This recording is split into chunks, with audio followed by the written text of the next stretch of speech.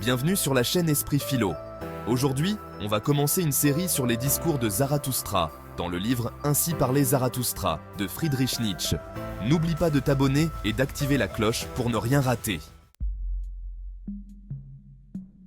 Les trois métamorphoses de l'esprit sont une des idées centrales du livre. Ces métamorphoses représentent un processus symbolique par lequel l'esprit humain doit passer pour atteindre une forme de liberté et de créativité authentique. Texte de l'auteur. Les trois métamorphoses. Je vais vous dire trois métamorphoses de l'esprit. Comment l'esprit devient chameau, comment le chameau devient lion, et comment enfin le lion devient enfant. Il est main fardeau pesant pour l'esprit patient et vigoureux en qui domine le respect. Sa vigueur réclame le fardeau pesant, le plus pesant. Qu'y a-t-il de plus pesant? Ainsi interroge l'esprit robuste. Dites-le, ô héros, afin que je le charge sur moi et que ma force se réjouisse. N'est-ce pas cela? S'humilier pour faire souffrir son orgueil? Faire luire sa folie pour tourner en dérision sa sagesse? Ou bien est-ce cela? Déserter une cause au moment où elle célèbre sa victoire? Monter sur de hautes montagnes pour tenter le tentateur? Ou bien est-ce cela? Se nourrir des glands et de l'herbe de la connaissance et souffrir la faim dans son âme pour l'amour de la vérité? Ou bien est-ce cela? Être malade et renvoyer les consolateurs, se lier d'amitié avec des sourds qui m'entendent jamais ce que tu veux? Ou bien est-ce cela? Descendre dans l'eau sale si c'est l'eau de la vérité et ne point repousser les grenouilles visqueuses et les purulents crapauds? Ou bien est-ce cela? Aimer qui nous méprise et tendre la main au fantôme lorsqu'il veut nous effrayer? L'esprit robuste charge sur lui tous ses fardeaux pesants, tel le chameau qui sitôt chargé se hâte vers le désert. Ainsi, lui se hâte vers son désert. Mais au fond du désert, le plus solitaire s'accomplit la seconde métamorphose. Ici, l'esprit devient lion.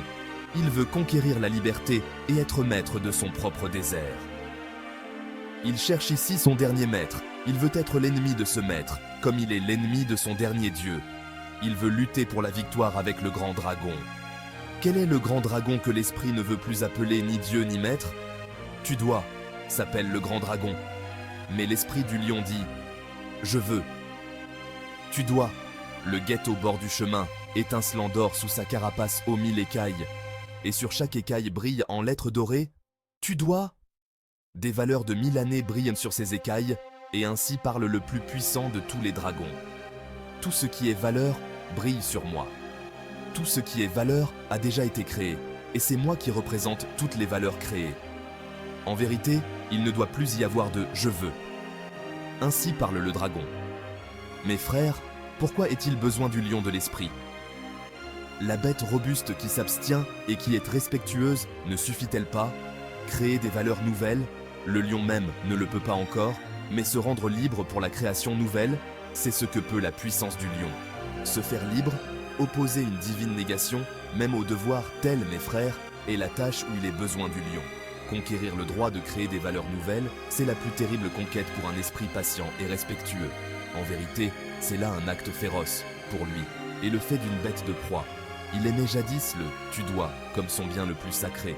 Maintenant, il lui faut trouver l'illusion et l'arbitraire, même dans ce bien le plus sacré, pour qu'il fasse, aux dépens de son amour, la conquête de la liberté. Il faut un lion pour un pareil rapt. Mais, dites-moi mes frères, que peut faire l'enfant que le lion ne pouvait faire? Pourquoi faut-il que le lion ravisseur devienne enfant? L'enfant est innocence et oubli, un renouveau et un jeu, une roue qui roule sur elle-même, un premier mouvement, une sainte affirmation. Oui, pour le jeu divin de la création, ô mes frères, il faut une sainte affirmation. L'esprit veut maintenant sa propre volonté. Celui qui a perdu le monde veut gagner son propre monde. Je vous ai nommé trois métamorphoses de l'esprit.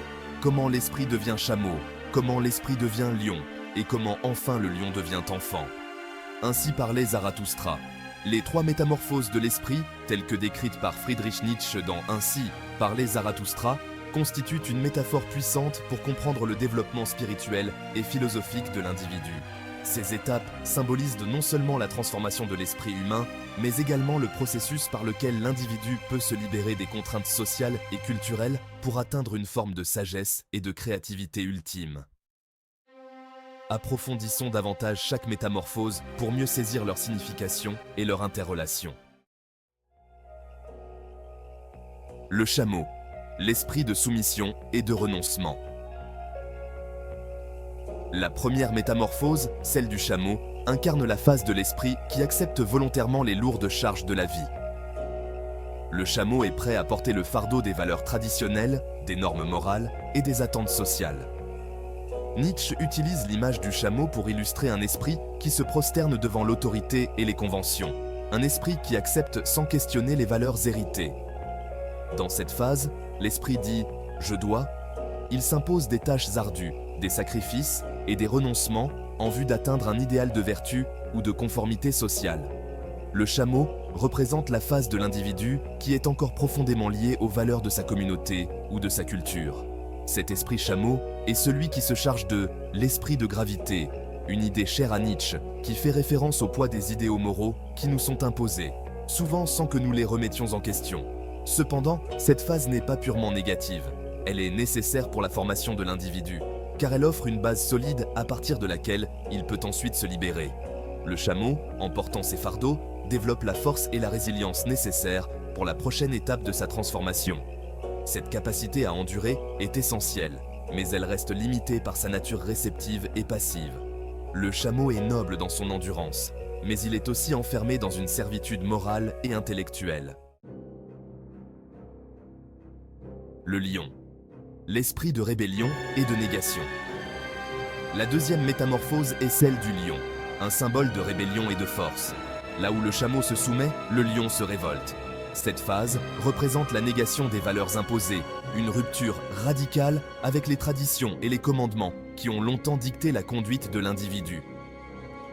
Le lion est l'esprit qui dit non, non aux valeurs traditionnelles, non à l'autorité et non à tout ce qui restreint sa liberté.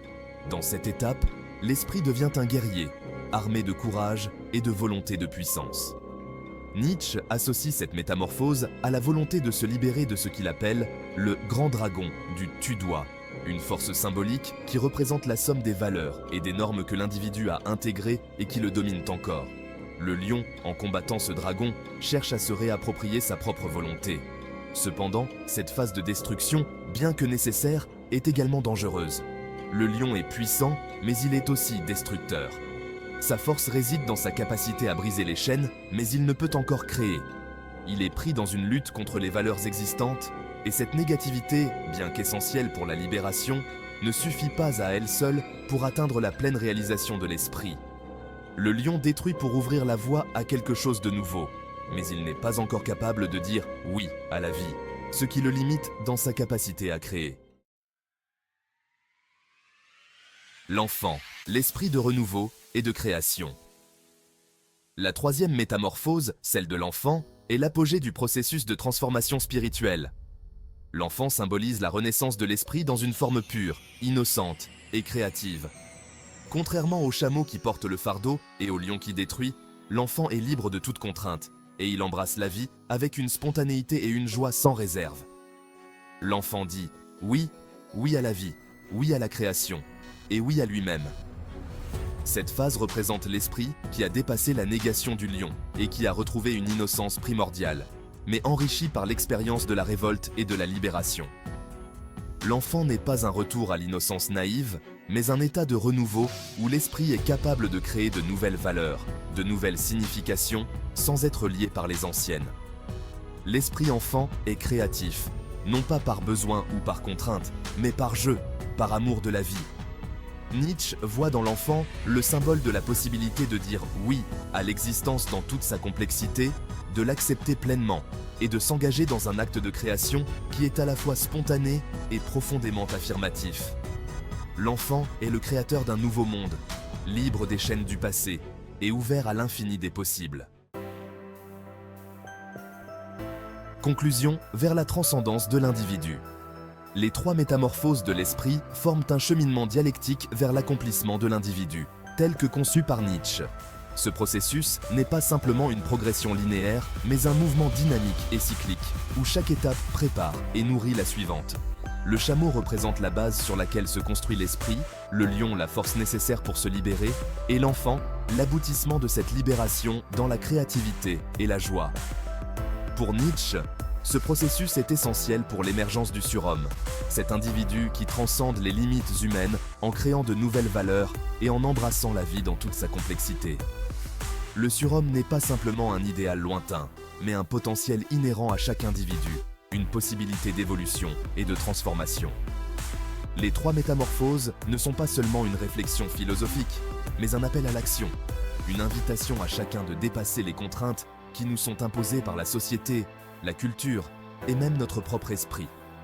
Nietzsche nous pousse à embrasser la lutte du lion, mais surtout à atteindre la légèreté de l'enfant, où la création devient un acte d'amour et de joie.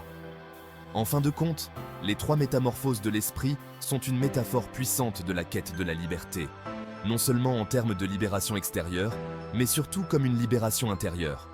Elles représentent un voyage vers l'authenticité, où l'individu, en traversant ces différentes phases, peut parvenir à une forme de sagesse qui n'est pas imposée de l'extérieur, mais qui émerge de la profondeur de l'être lui-même. Ce cheminement est exigeant, mais il est aussi la condition de la véritable liberté, celle de devenir ce que nous sommes véritablement, des créateurs de sens et de valeurs dans un monde en perpétuelle transformation. N'oublie pas de t'abonner et d'activer la cloche pour ne rien rater.